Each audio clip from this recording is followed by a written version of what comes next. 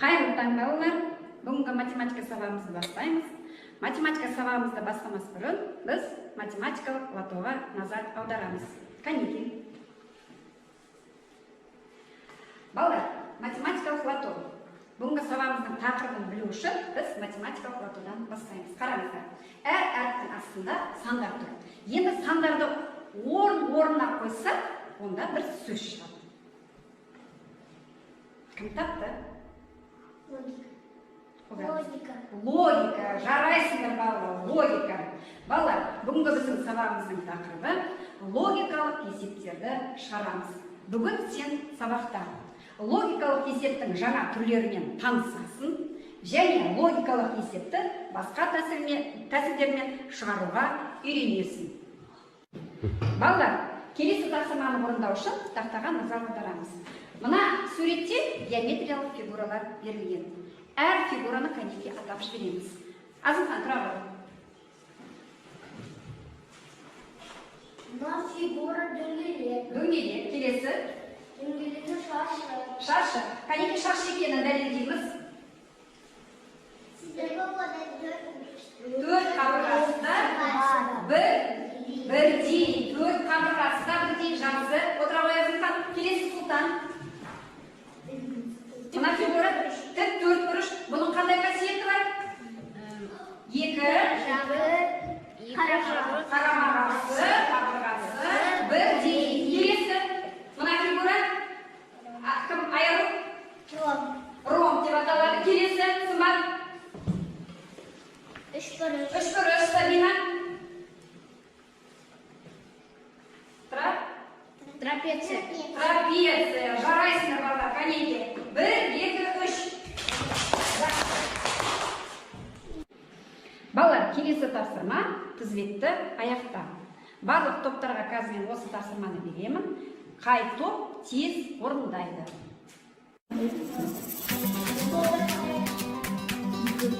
Жарайсыңдар, келесін тез ойлаймыз. Келесін тез санаймыз, балалар. Тез. Тез санаймыз.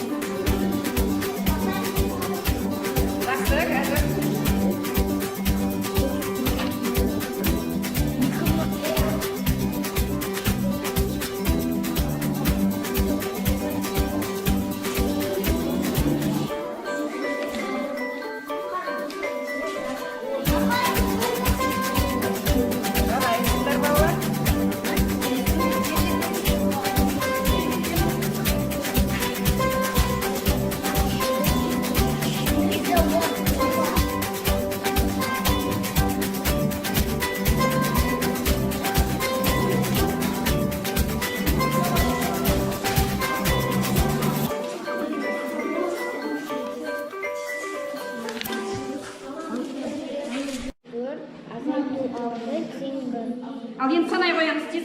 5-тен 3-ті азайтам. 5-тен 3-ті азайтсаң, 2 болады. 2 қосу 4 тең болады. 7, 6-дан 6 тең болады. 0. Жарайсыңдар. Жақсы балалар. Келесі тапсырманы орындау үшін мен мына сабақтың басында айтып логикалық тапсырмалардың жаңа түрлерімен танысамыз. Мына жерде біздерде екі тік төртбұрыш берілген. Және екі тік төртбұрыш бір-бірімен қиылысып жатыр. Қазір алдарында тұрған резеңкелі тақтайшалармен жұмыс жасаймыз. Кәнеке осындай екі тік төртбұрышты тез резеңкелі тақтамызға саламыз.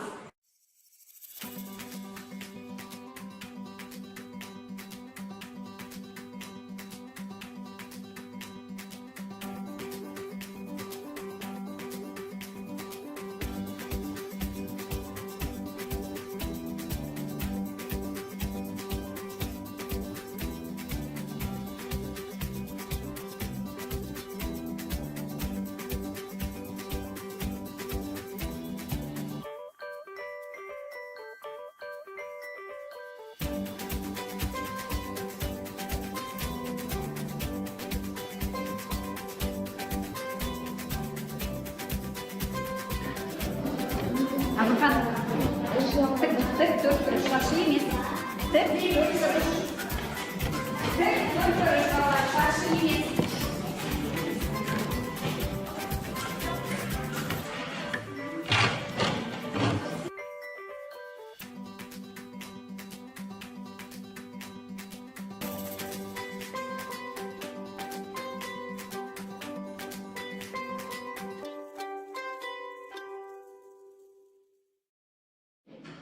Мына жерде 3 тікбұрыш бар. Көрсете ғой. Мынау жер, мынау жер, мынау жер. Жарайсың.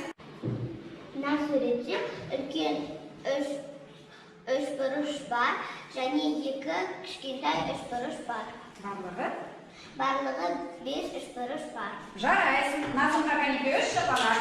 1, 2, 3. Келесі тапсырма шығар көр деп аталады. Алдарында әр топтың алдында себет тұр. Әр себетте 4 алмыр, 2 алмадан бар. Енді 6 себеттен тек қана 4 жемісті алуымыз қажет. Қандай жемістерді ала аламыз? Соны сурет арқылы біздерге көрсетеміз.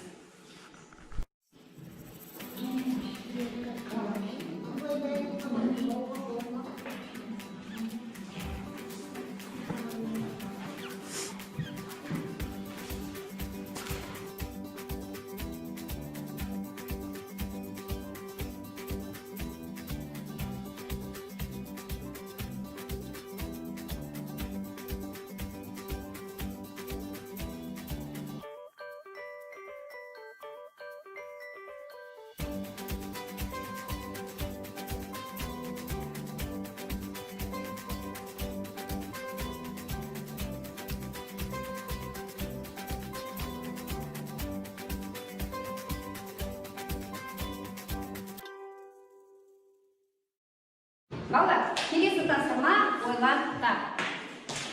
Мына суретте көріп тұрмыз. Нанның суреті тұр, Бойкен нанның суреті. Әкем нанды 3 рет кесті. Неше бөлік пайда болды? Сабина айтады. Неше бөлік пайда болды? Жарайсың. Сабинаға 3 шапалақ.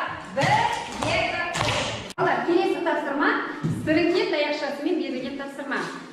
Сіріңке таяқшасымен берілген тапсырманы орындау үшін дұрыс теңдікті шығару қажет. Қараңдар, 7 қосылған 4 тең болады 5.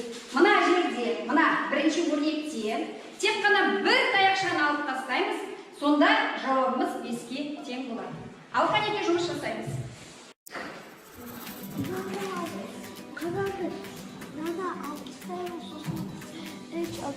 Дұрыс қайда ғой? Яғни 7-ның үстіндегі таяқшаны алып тастадың. Жарайсың. Дұрыс. 8-дің астындағы таяқшаны алып тастаймыз. Сонда өрнегіміз дұрыс шығады. Жарайсыңдар балалар. Керемет. Тапсырманың бәрін дұрыс орындады. Канеке 3 тапқаны 3 шапалақ. 1, 2, 3. Жақсы балалар.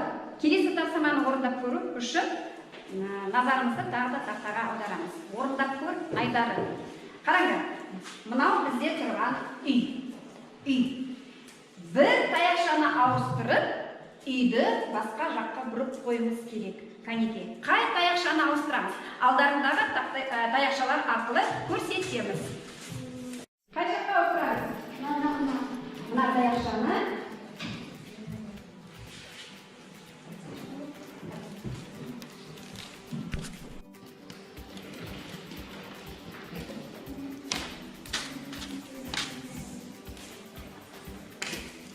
ал Канеке қай таяқшаны ауыстырса, үй басқа жаққа қарап тұрады. Қай таяқшаны ауыстырамыз? Мына таяқшаны бұлай ауыстырамыз, сонда үй басқа жаққа қарайды. Жарайсың, Канеке. 1, 2, 3. Жақсы балалар, бүгінгі сабағымызды қорытындылап жібереміз. Алдарыңызда 4 адамның бейнесі берілген. Егер сабақты жақсы түсіндім, өте қуаныштымын бүгін болса, онда осы адамдардың біреуін бейнелеп, қуанышты адамның суретін саламыз.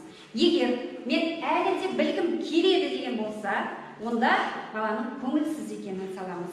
Ал егер мен сабақта дым түсінген жоқпын, дым білген жоқпын болса, онда ешқандай суретті боямаймыз.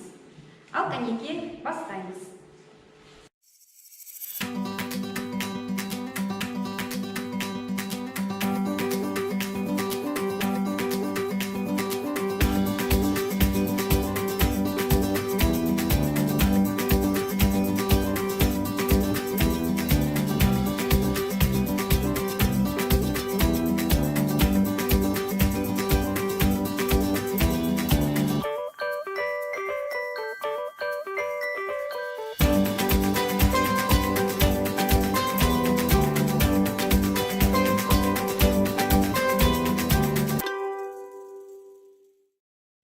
Жақсы балдар, орнымыздан тұрамыз. Осымен бүгінгі сабағымыз аяқталды. Үйге мына тақтадағы берілген тапсырманы орындаймыз. Сау болыңыздар.